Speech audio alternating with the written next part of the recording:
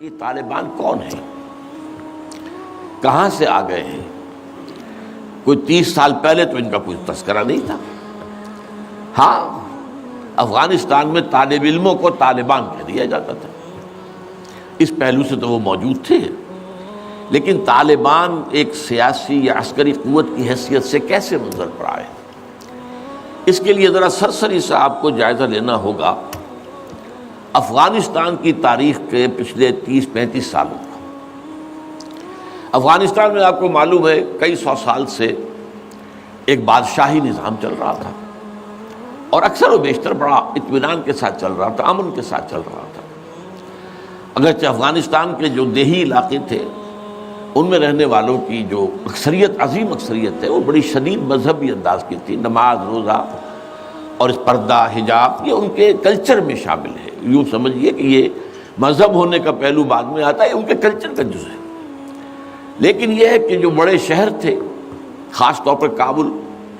وہ پوری طرح ویسٹرنائز ہو چکا تھا بادشاہ کے نظام کے تحت۔ جب شاہ ظاہر شاہ آئے تھے ایک دفعہ پاکستان، ان کے ساتھ ان کی بیگم بھی تھی بلکہ، اور وہ سکرٹ پہنے ہوئے تھے، ٹانگیں ان کی ننگی تھیں، تو لوگ بڑے حیران ہوئے تھے، افغانستان، افغان بادشاہ کی بیگم جو ہے، افغان ملکہ اس لباس میں۔ لیکن واقعہ یہی ہے کہ کابل جو ہے پورے طور پر ویسٹرنائز تھا، اکثر و بیشتر وہاں بھی جو لوگ نچلے طبقات میں تھے ان کے اندر ظاہر بات ہے کہ مذہب کا وہ جو کلچر ہے ان کا وہ موجود تھا۔ اس کیفیت میں ایک سڈن چینج آئی جب سردار داؤد خان نے تختہ الٹا ظاہر شاہ کا، اور ان کی لیننگز جو ہیں، رجحان جو ہیں، وہ روس کی طرف زیادہ تھے، لیکن یہ کہ وہ کوئی خالص نظریاتی کمیونسٹ نہیں تھے۔ اس کے بعد آپ کو یاد ہوگا یکے بعد دیگرے کئی قتل ہوئے۔ سردار داؤد کو کسی نے قتل کیا، پھر اس کو کسی اور نے قتل کیا، پھر کسی اور نے قتل کیا، اور اس کے بعد آخر میں کیا ہوا کہ روسی فوجیں اور کرمل جو تھا اس کے ساتھ روسی فوجیں آ گئی۔ تو یہ جو ایک تبدیلی ہوئی ہے،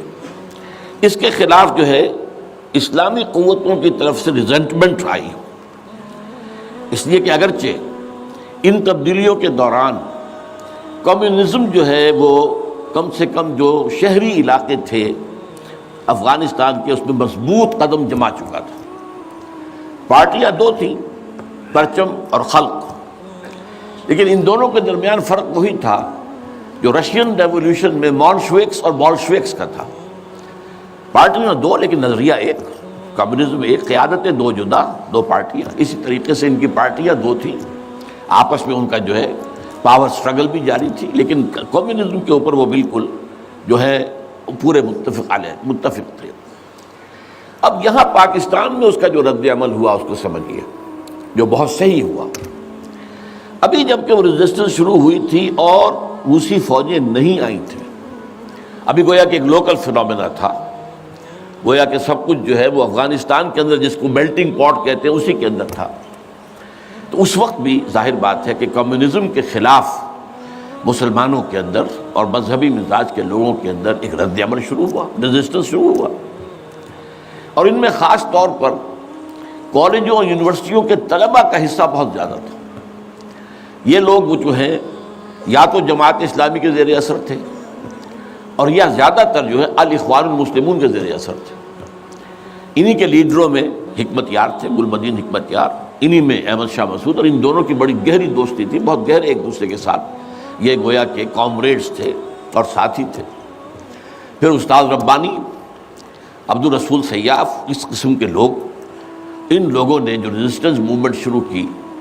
تو یہاں بھٹو صاحب نے اس وقت بالکل صحیح قدم اٹھایا۔ ان میں سے بعض لوگوں کو دعوت دی، وہ آئے دارالحکومت میں، بھٹو صاحب کے مہمان رہے،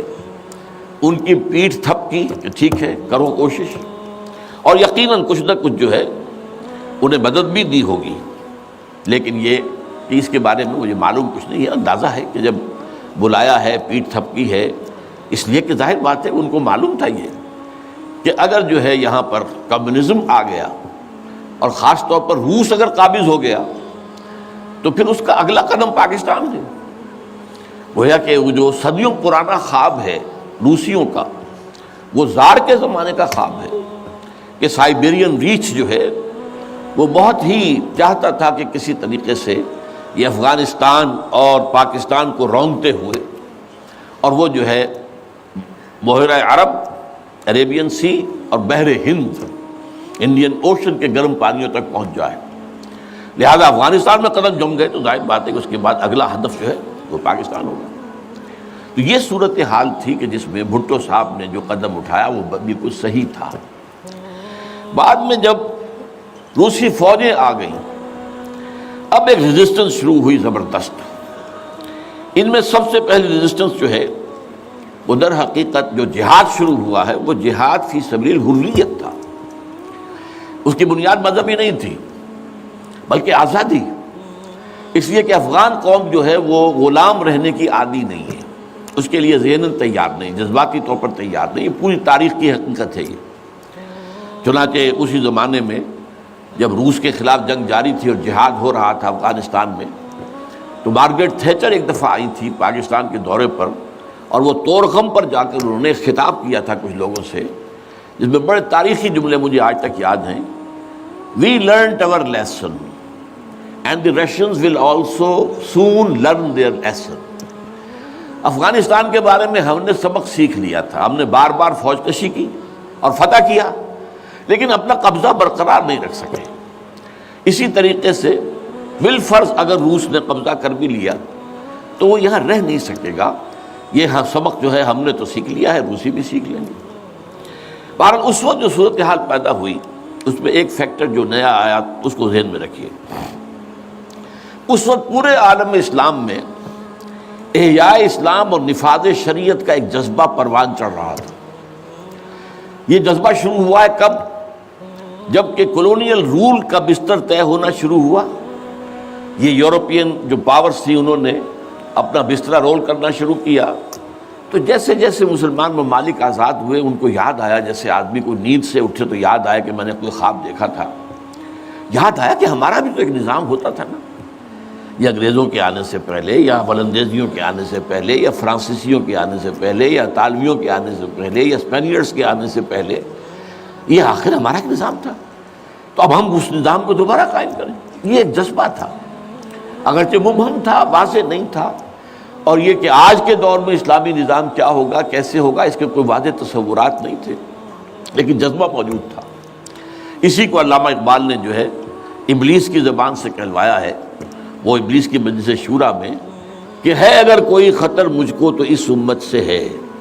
نہ مجھے جمہوریت سے کوئی اندیشہ ہے، ہم نے خود شاہی کو پہنایا جمہوری لباس، یہ تو ہم نے خود ہی اس کو ایک لباس اڑا دیا ہے شاہی کو، اور اسے جمہوریت کا رنگ دے دیا ہے۔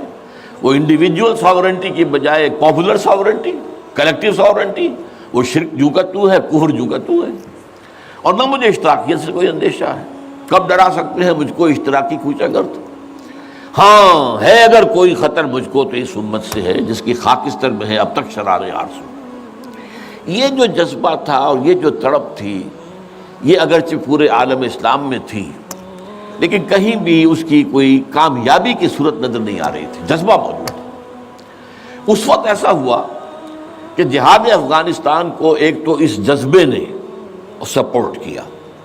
اور یہ جذبہ کھنچ کر آیا کہ شاید ہاں افغانستان کے اندر اب یہ کام عملاً ہو جائے گا۔ اس لیے پوری دنیا سے لوگ آئے، والنٹیئرز آئے، انہوں نے جانیں دی، انہوں نے وہاں پر محنتیں کی، اپنے کوئی انڈونیشیا سے چلا آ رہا ہے، کوئی برما سے چلا آ رہا ہے، کوئی فلسطین سے چلا آ رہا ہے، کوئی فلپائن سے چلا آ رہا ہے، کوئی تھائی لینڈ سے چلا آ رہا ہے، کوئی سعودی عرب سے چلا آ رہا ہے، کوئی مصر سے چلا آ رہا ہے، کوئی لیبیا سے چلا آ رہا ہے، کوئی چچنیا سے چلا آ رہا ہے، یہ سارے لوگ آئے وہاں، اس لیے کہ جذبہ یہ کہا گیا کہ یہ جہاد فی سبیل اللہ ہے۔ میں واضح کر چکا ہوں کہ میرے نزدیک وہ جہاد فی سبیل اللہ نہیں تھا۔ جہاد فی سبیل اللہ کی جو شرائط ہیں وہ یہ ہے کہ پہلے دعوت اور اس میں اتمام حجت، پھر جو دعوت کو قبول کرے انہیں منظم کرنا، ڈسپلن آرگنائزیشن میں لانا، ایک امیر کے تابع ہو کر اس سے بیعت کر کے، اور پھر یہ کہ ان کی تربیت، ان کا تزکیہ یہ ہو کہ دل میں سوائے اللہ کی رضا کے کوئی اور جذبہ باقی نہ رہ جائے۔ یہ مال و دولت دنیا یہ نہیں، کچھ نہیں، نہ حکومت نہ سیادت، صرف اللہ کی رضا، اور یہ کہ جذبہ اتنا ابھر آئے کہ تن من دھن حتیٰ کہ جان دینے کے لیے تیار ہو جائے۔ یہ ساری شرائط ہیں جہاد فی سبیل اللہ کی۔ ظاہر بات ہے کہ وہاں پر تو جو ایک دم حملہ ہو گیا اور روسی فوجی آ گئے تو نہ ان کاموں کا موقع تھا نہ اس کے لیے وقت تھا، وہ لوگ کھڑے ہو گئے۔ یہ جہاد فی سبیل الحریت تھا، آزادی کا جہاد، اور مسلمان جب آزادی کا جہاد کرتا ہے تو وہ بھی جہاد فی سبیل اللہ ہی کی ایک قسم ہے، جائز جہاد ہے، اس میں جان دینا بھی شہادت ہے۔ اگرچہ وہ جو ایک مثبت جہاد فی سبیل اللہ وہ تو ہمیں سیرت صحابہ اور سیرت النبی صلی اللہ علیہ وسلم میں اس کا پورا نقشہ ملتا ہے۔ بہرحال ایک تو یہ کہ وہ کشش ان کو کھینچ کر لائی، دوسری طرف امریکہ نے وہ یہ چاہتا تھا کہ اسے نظر آ گیا کہ روس سے ایک تو جو بڑا پرانا اکاؤنٹ ہے، یعنی یہ کہ جو ویتنام میں روسیوں کے ہاتھوں شکست کھائی تھی امریکہ نے اور بھاگا تھا وہاں سے، تو گویا کہ اس کا بدلہ لینے کا یہ سنہرا وقت آ گیا ہے، اس سے بھرپور فائدہ اٹھایا جائے، اور یہ کہ اگر ہو سکے تو شاید اس حد تک بھی ان کے خیال میں ہو کہ یو ایس ایس آر کو ختم کر دیا جائے۔ میرے خیال میں ایسا نہیں تھا، وہ یہ نہیں سمجھتے تھے کہ یو ایس ایس آر ختم ہو جائے گا، لیکن یہ کہ بہت کمزور ہو جائے گا اور یہ کہ اس کی بلیڈنگ ہو جائے گی۔ اس کے لیے اس نے اس جہاد کا غلغلہ دوسروں سے بڑھ کر، مسلمانوں سے بڑھ کر جو ہے دنیا میں بلند کیا، اور ان جہادی لیڈروں کا کردار بنایا پوری دنیا میں، ان کی شخصیت کی امیجز بنائی ہیں۔ احمد شاہ مسعود کو دی لائن آف پنشیر، پوری دنیا کے اندر اس کے بارے میں جو ہے وہ دھاک بٹھائی گئی، تاکہ یہ لوگ زیادہ سے زیادہ لوگ آ جائیں، والنٹیئر مل جائیں۔ ہمارا آدمی تو کوئی نہیں مرے گا، ہم تو پیسے دیں گے اور ہتھیار دیں گے، مریں گے یہ مسلمان مریں گے، چاہے وہ افغان ہیں چاہے باہر سے آنے والے ہیں۔ تو وہ جو غلغلہ جہاد کا تھا، اور اس میں گویا کہ ایک طرح سے امریکہ کے اس ایجنڈے کو نہ جانتے ہوئے نہ سمجھتے ہوئے گویا کہ لا علمی میں جو تقویت پہنچائی وہ ایسے لیڈروں نے جن میں بن لادن بھی ہیں، وہ جہاد کے لیے لوگوں کو کھینچ کر عالم مبارک سے لے کر آئے، ان میں عبداللہ ابن عزام بھی تھے شہید رحمۃ اللہ علیہ، انہی میں عمر عبد الرحمن ہے جس وقت امریکہ کی جیل میں پڑے ہوئے۔ یہ سب لوگ کیا تھے؟ جہاد کے نام پر دنیا سے لوگوں کو لے کر آ رہے تھے، اور اس میں گویا کہ نہ جانتے ہوئے ان نوئنگلی وہ امریکہ کے اعلی کار بن رہے تھے۔ بہرحال اس میں نتیجہ جو نکلا، مجاہدین جب مجاہدین کو فتح ہو گئی، ظاہر بات ہے اس میں دونوں فیکٹرز ان میں رکھیے، صرف مجاہدین کی سرفروشی اور جاں فشانی نہیں، امریکہ کے ہتھیار نے یقیناً اس میں ایک بڑا ڈیسائسو رول پلے کیا، خصوصاً تازہ ترین ہتھیار سٹنگر میزائل جسے دنیا جانتی نہیں تھی وہ دے دیا، اور اصل میں جو روسی فوج جو ہے دل برداشتہ ہو کر بھاگی ہے اس میں سٹنگر میزائل کا بہت بڑا دخل تھا، کیونکہ ان کا سب سے بڑا ہتھیار تھا جو وہ گن شپ ہیلی کاپٹرز لے کر آتے تھے، اور وہ ظاہر بات ہے جہاں پہاڑوں کے اوپر بھی مورچے لگائے ہوئے تھے وہاں ظاہر بات ہے ٹینک تو نہیں پہنچ سکتے تھے، کوئی اور بمباری وہاں کرنا مشکل تھی، تو یہ گن شپ بڑے جہازوں سے بہت نیچے آ کر بمباری بھی ممکن نہیں تھی، تو گن شپ ہیلی کاپٹر سے جو بمباری وہ کرتے تھے، فائرنگ کرتے تھے، وہ ان کا سب سے بڑا ہتھیار تھا، اور اس کو بالکل ختم کر کے رکھ دیا سٹنگر میزائل نے، کہ میزائل آپ نے داغا ہے تو وہ یہ نہیں ہے کہ ہدف سے اگر نہ لگے ہدف پر تو ادھر ادھر ہو جائے گا، نہیں، جدھر وہ ہدف جائے گا اس کا پیچھا کرے گا، اس کے پیچھے پیچھے جائے گا، جدھر وہ مڑے گا ادھر وہ مڑ جائے گا۔ دون مال کفر ہے سودار، جیسے وہ کفر جو ہے جو رخ موڑ لے تم بھی رخ موڑ لو، اور وہ تباہ کر دیتا تھا کلسی پہ۔ تو یہ بہرحال جو بھی شکست ہوئی روس کو اور وہاں سے وہ چلا گیا، تو اس کے بعد امریکہ بھی فوری طور پر وہاں سے غائب ہو گیا۔ اس نے مجاہدین کے اندر گروپ بندی، باہمی کشاکش،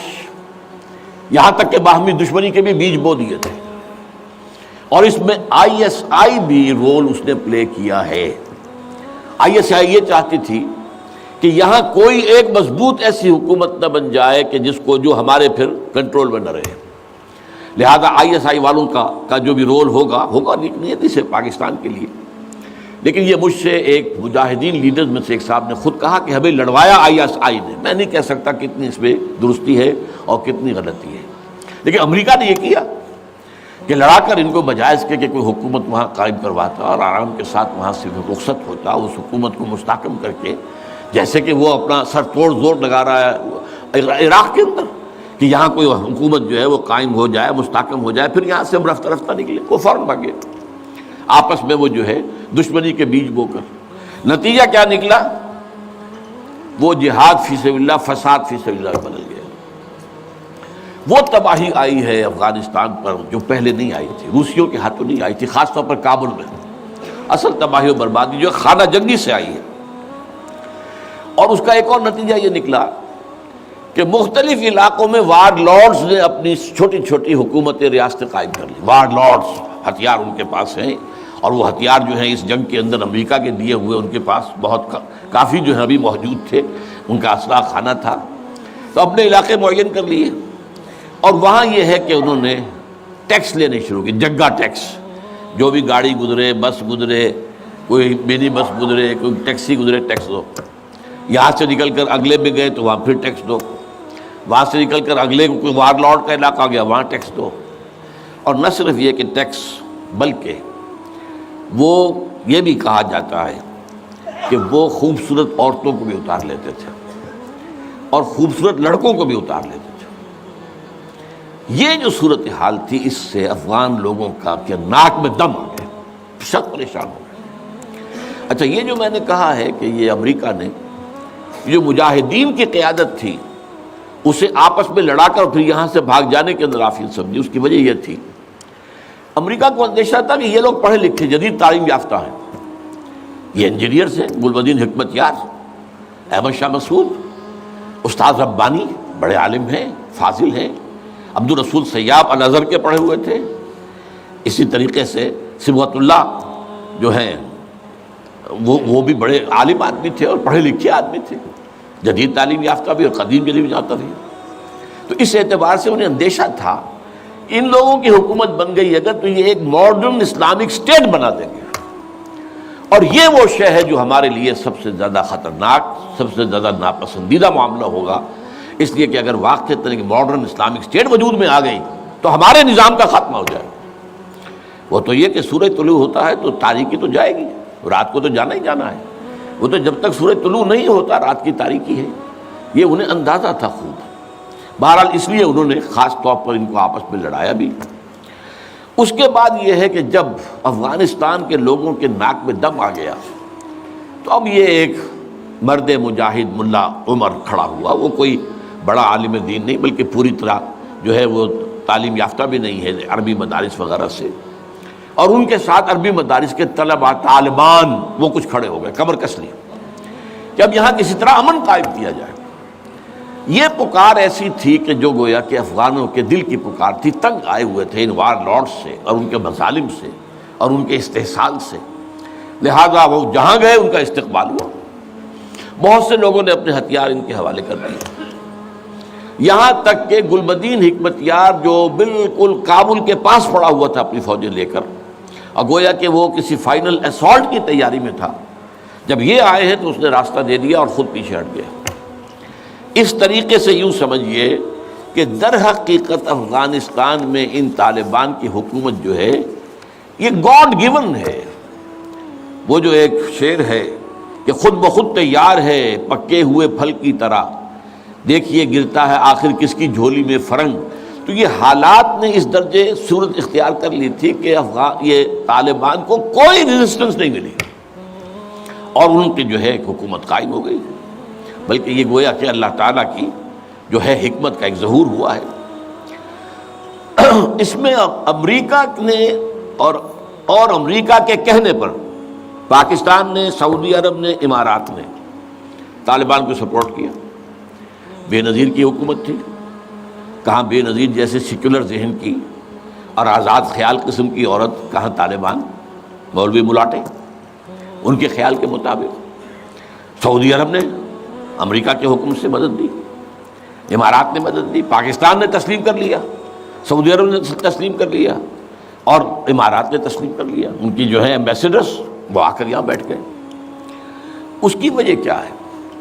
امریکہ سمجھتا تھا یہ ٹھیک ہے، یہ ملا ملاٹے ہیں، انہیں کوئی دنیا کا تو علم ہے نہیں، یہ جانتے ہی نہیں، لہذا ان سے کھیلنا آسان ہے، انہیں ہم اپنی انگلیوں پر نچائیں گے، ان کو کٹ پتلی بنا لیں گے۔ اس پہلو سے انہوں نے کہا کہ یہ اچھا ہے، یہ لوگ اگر آ جائیں تو ٹھیک ہے، وہ خطرہ نہیں ہے کہ یہاں کوئی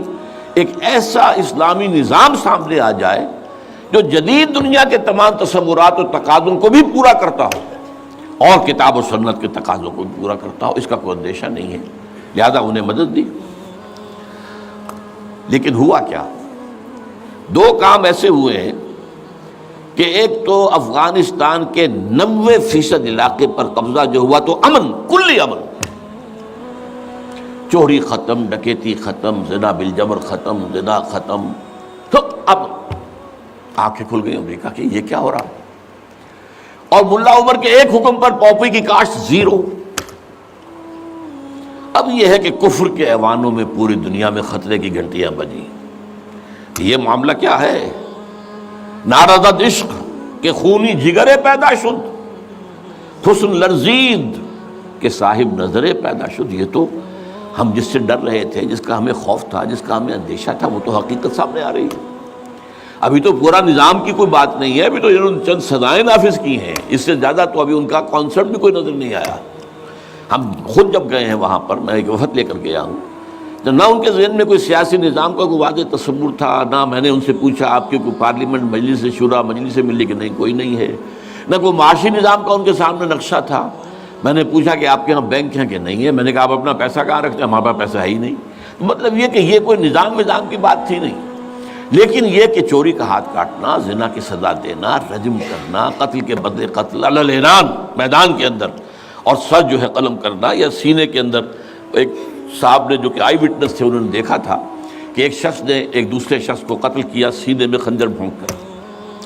اب اس کو پکڑ کر رسیوں سے باندھ کر لا کے ڈال دیا گیا اسٹیڈیم کے اندر، کھلا اور ٹھٹ لگے ہوئے لوگوں کے دیکھ رہے ہیں، اور اس کی بیوی سے، مقتول کی بیوی کے ہاتھ میں خنجر دے کر کہا گیا بھونکو اس کے سر،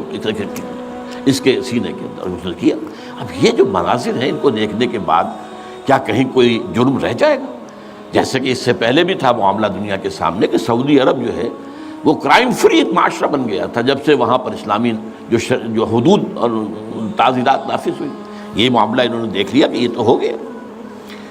تو اس اعتبار سے ان کو جو ہے اب بڑی شدید خطرے کی بات ہوئی۔ البتہ یہ ضرور نوٹ کر لیجئے کہ اس ابتدائی عرصے میں طالبان سے کچھ غلطیاں بھی ہوئیں۔ پہلی بات تو یہ کہ نہ ان کی کوئی تعلیم ہوئی تھی، نہ تربیت ہوئی تھی، نہ تنظیم ہوئی تھی، نہ کوئی ڈسپلن قائم تھا، یہ تو موب تھا، لہذا ان سے بڑی بڑی غلطیاں ہوئیں۔ مثلاً مزار شریف میں ایران کے سفارت خانے پر حملہ کیا، سفارتکاروں کو قتل کر دیا۔ پھر یہ کہ ان کے اندر مذہبی شدت پسندی بہت تھی، کٹر حنفیت،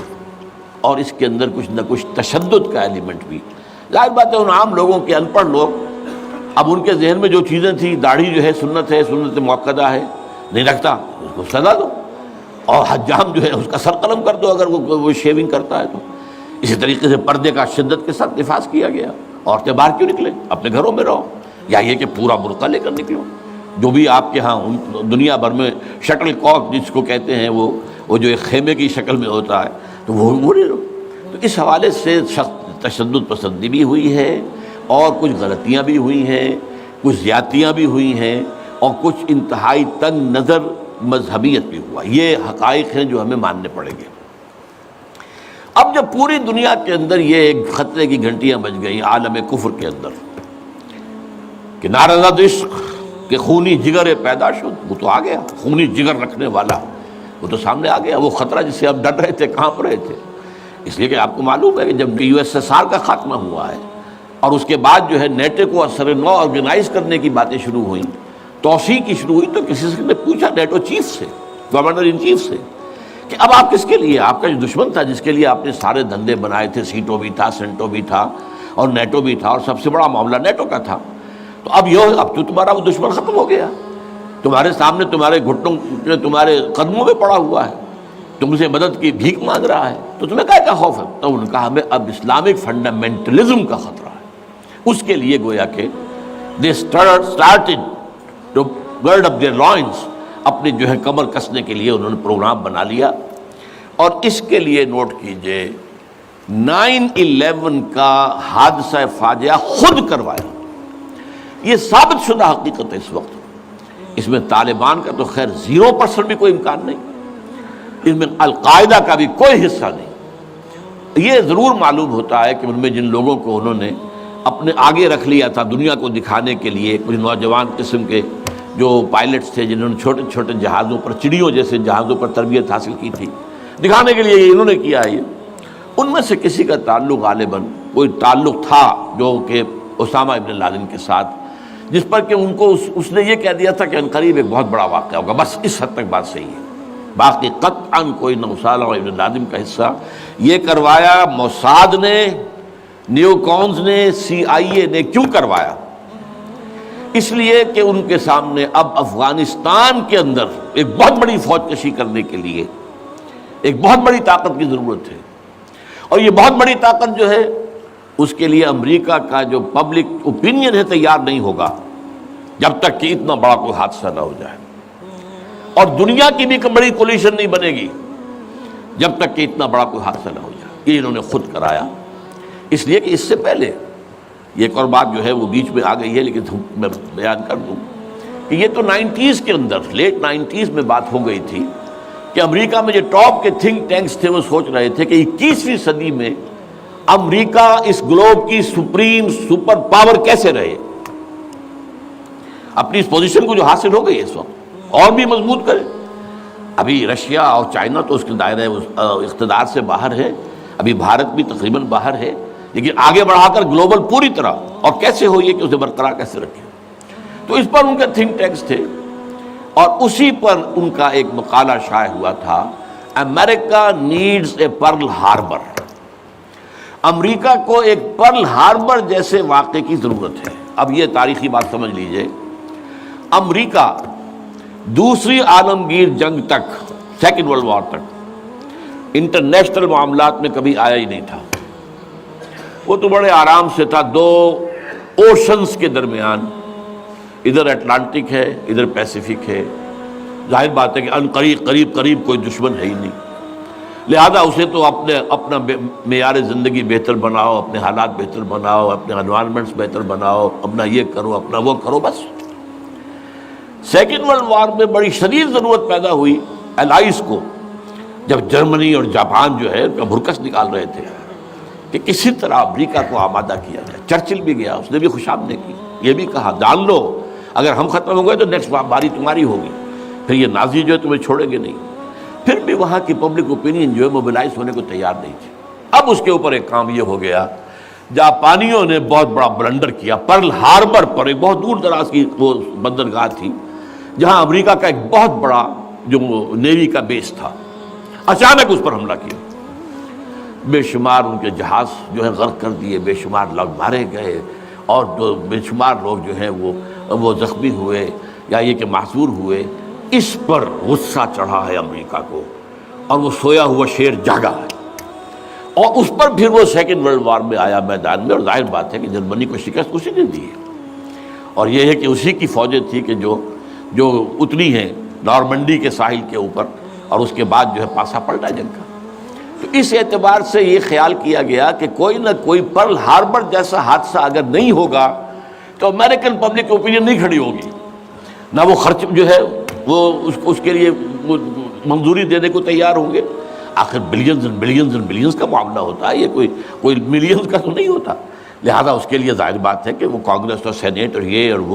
یہ سب جو ہے یہ اگر اس کے لیے منظوری دیں تبھی تو ہوگا نا۔ تو امریکہ نیڈ سے پرل ہاربر، یہ بات ذہن میں رکھیے، اس لیے انہوں نے خود وہ پرل ہاربر امریکہ میں کرایا، اور اس میں پھر پوری دنیا میں دہشت گردی کا خطرہ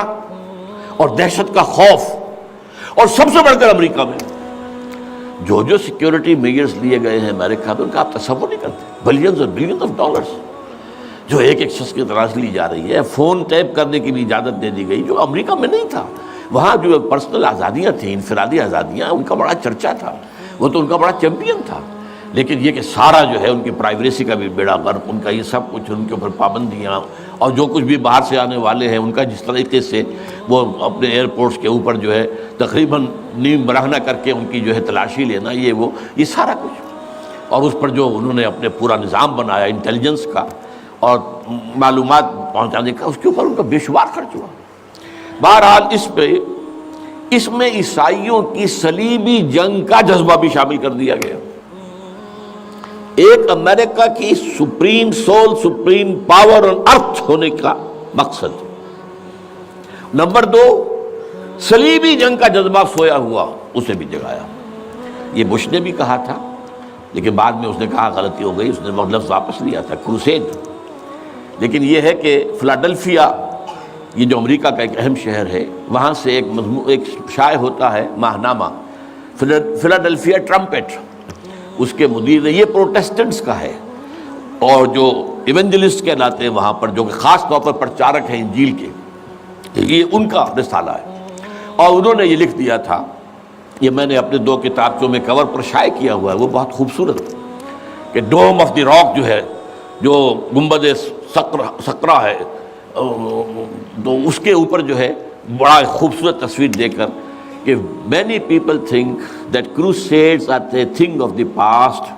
over forever, but they are mistaken۔ تو دنیا میں تیاری ہو رہی ہے لاسٹ کروسیڈ کی،